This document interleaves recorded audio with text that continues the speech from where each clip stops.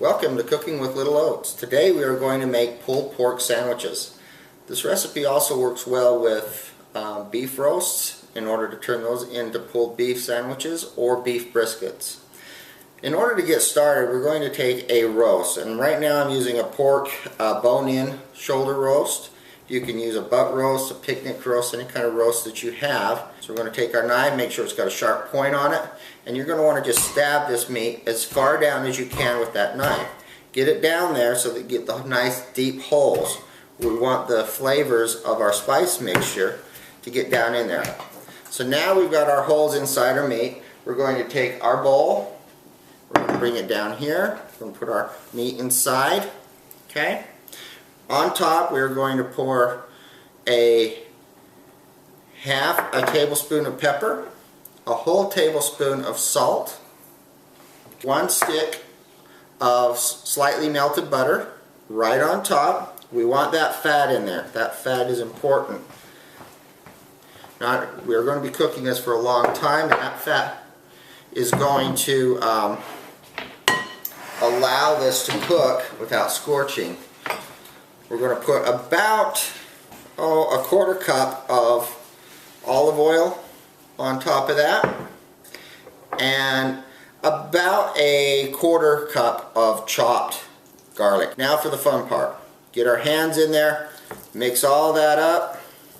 You're going to slather it around on that meat. Get it all the way around that meat. At this point, you've got it pretty much slathered. It looks nice and messy. We're going to take our pan that we're going to cook it in.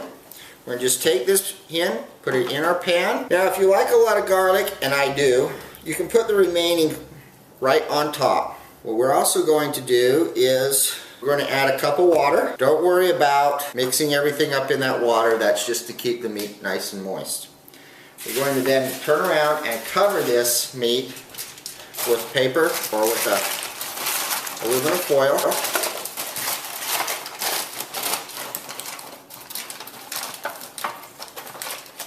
There you go. There's the first half of this recipe. We will cook this now for 350 degrees to 375 degrees for about 5 to 6 hours. You just pull it apart with your fork. The meat is reduced down. You're going to want to remove the meat from any sauces that are left inside. Okay. I'm going to put it in a crock pot here because I'm having a party later tonight and I need to keep it hot for a long period of time. But you just mix this in a bowl, and basically you can see how fork tender this is. It just falls right off the bone. And what you want to do is you want to clean that bone right off and pull it out if there is a bone. Take our tongs and our fork, and we're just going to mix it in just like that. I have taken here a nice ciabatta bread. You can buy this in your local bakery. And I prefer a little piece of provolone. You can use mozzarella, cheddar, whatever you fancy. Then we're just going to take a great big heaping dose of our pulled pork sandwich right there on our bread. You can use any kind of bread. I prefer the ciabatta, but you can definitely use a French roll, a hamburger roll, whatever you like. A nice hoagie roll works really well here too. Basically paste these together, put our cheese, and there's our sandwich. I'm going to plate this up with a little bit of coleslaw. There we go. Ooh. And there you have it. Little Oats version of pulled pork sandwich. Enjoy!